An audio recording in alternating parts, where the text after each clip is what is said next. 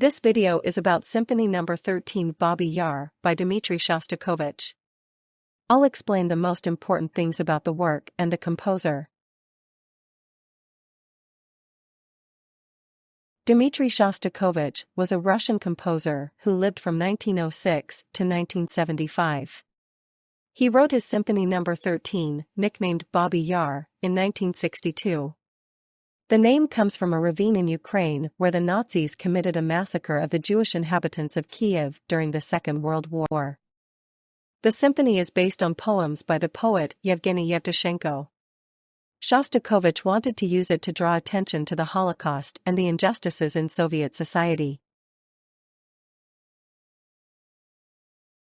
Symphony No. 13 consists of 5 movements that deal with different themes.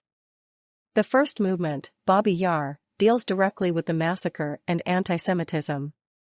The second movement, Humor, is about the role of humor in difficult times.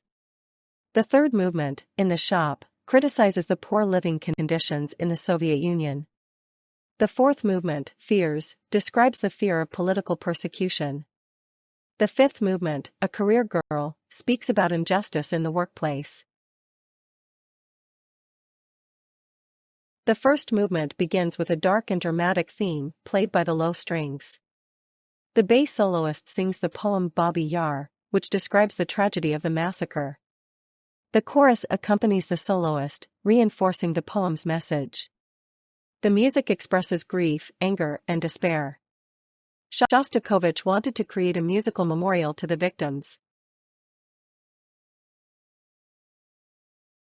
The second movement begins with a lively and rhythmic theme, played by the strings and winds. The bass soloist sings a poem about the power of humor, which can give hope even in difficult times. The music is cheerful and ironic, with unexpected tempo changes. Shostakovich wanted to show that humor can be an important weapon against oppression. The third movement begins with a calm and melancholy theme, played by the strings. The bass soloist sings a poem about the hard life of women who have to queue for hours to buy food.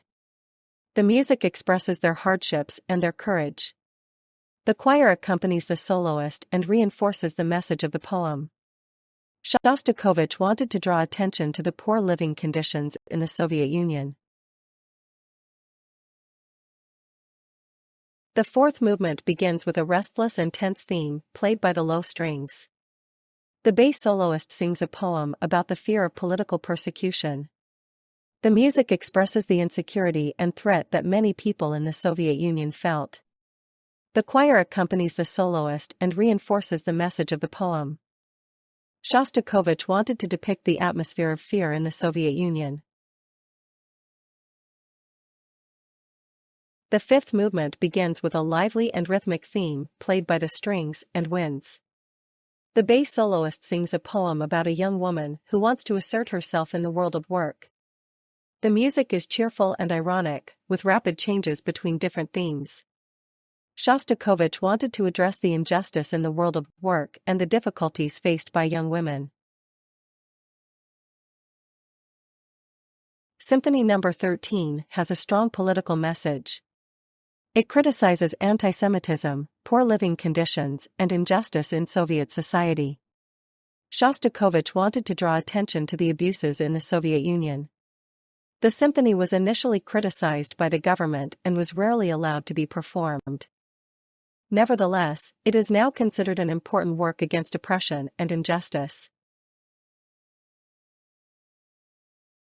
The premiere of Symphony No. 13 took place in Moscow in 1962 and was enthusiastically received by the audience. Critics praised the originality and depth of the work. However, the government criticized the political message and tried to prevent the symphony from being disseminated. Today it is considered one of Shostakovich's most important works and is often played in concerts.